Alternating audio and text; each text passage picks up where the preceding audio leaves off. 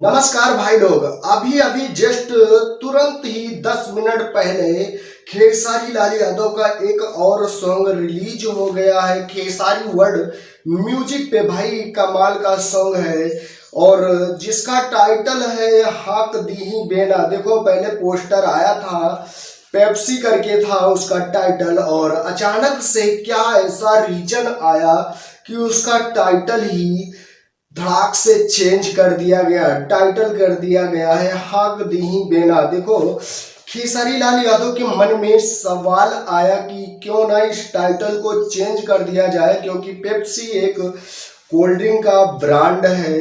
तो भाई किसी ब्रांड का नाम अगर टाइटल में रखेंगे तो हो सकता है कॉपीराइट भी दे सकते हैं। तो इस तरह से बहुत सारे सवाल मन में आ गए कि कोल्ड ड्रिंक कंपनी जो है वो कॉपीराइट दे सकती है, इसलिए खेसारी लाल यादव ने इस गाने का टाइटल ही चेंज कर दिया। अब तो भाई टाइटल भी खतरनाक है, हाक दी बेना। गर्मी में सर्दी वाला माहौल क्रिएट कर देने वाला सॉन्ग रिलीज हुआ है खेसारी वर्ल्ड म्यूजिक चैनल पे। एक बार जाके जरूर चेक करिएगा भाई, कमाल का गाना है। और इस गाने को गाया है खेसारी लाल यादव के साथ शिल्पी राज ने, और इस गाने को लिखा है कृष्णा बेदर्दी ने। भाई म्यूजिक तो आर्या शर्मा का ही है।